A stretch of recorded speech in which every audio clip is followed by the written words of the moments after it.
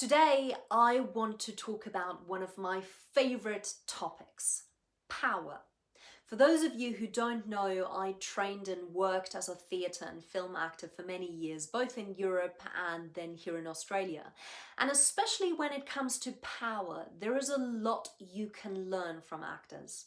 Acting as a profession is an art, and playing power up on stage is a means of artistic expression. Now, when I trained to become an actor, I learned how to play power up and how to play power down. And that was a fundamental part of our training. It's called status play. So one of the very first things I did when looking at a character was I contemplated how much power this role might have. You see, as actors, we're dictated by what we say. We get given a script. So that means that we can pay a lot more attention to not just the words, but rather to how we deliver them. Now, when I started working with CEOs and senior executives, I quickly realized that people weren't really aware of how they'd give away their power subconsciously every day in how they delivered certain messages. Now, let me tell you, there are many ways in which you can play power up and in which you can play power down. But for the sake of this video, I'm going to specifically focus on body language, voice, posture, and gestures. And that's because this is where I see most people subconsciously undermine themselves. And this is particularly true for women. So let's first talk about some of the techniques you can use when you'd like to play power up. When an actor plays high, he or she holds her head straight while speaking. If you have a tendency to tilt your head when speaking, then you may wish to imagine that you're wearing a heavy crown on your head. And you'll notice straight away that you'll stand straighter, your shoulders are going to drop, and you move and breathe more slowly. You see, playing high is taking up space. An actor playing high does not hide or kind of come into the room. You make an entrance, you stride in boldly, gracefully, with determination and focus. You move through the boardroom and you use the whole body in ways that demonstrate complete clarity of purpose and not a hint of hesitation or self-doubt. Of course, how we speak is also important. So when playing high, you want to speak slowly, deliberately, and in complete sentences that end definitively with a drop in pitch. There is no rush or apology for claiming time or attention. The voice is usually deeper and more resonant. It comes from the diaphragm more than the throat.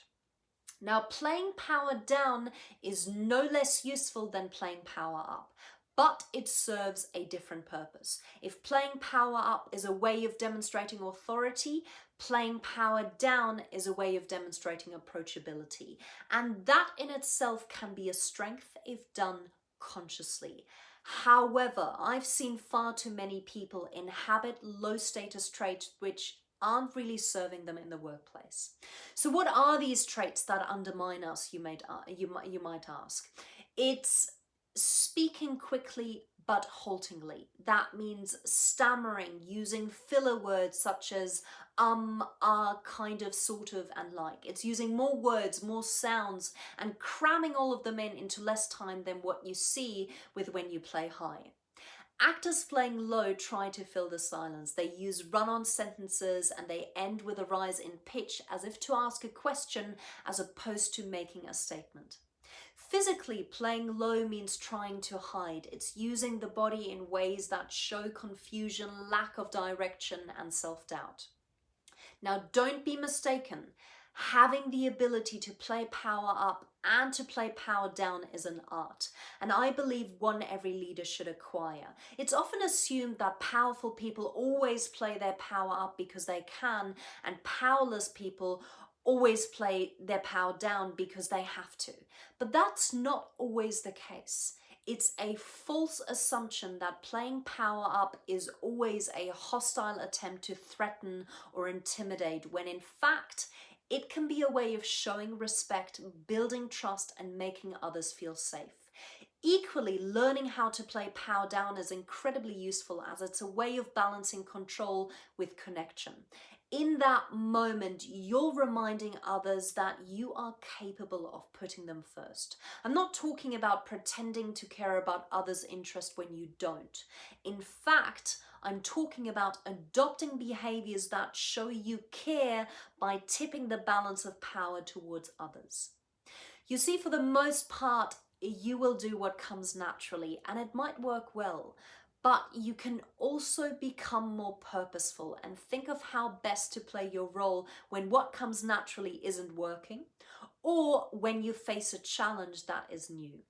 So I'm curious to hear from you. How aware are you of your power in day-to-day meetings? When do you make a conscious decision to play high and when do you purposefully choose to play low? Let's discuss in the comments below. Oh, by the way, if you're finding my videos valuable, I've just put together an exclusive video training. It's for free, so if you'd like to keep learning and if you'd like to have access to bite-sized content in the form of videos, then click on the link in my post.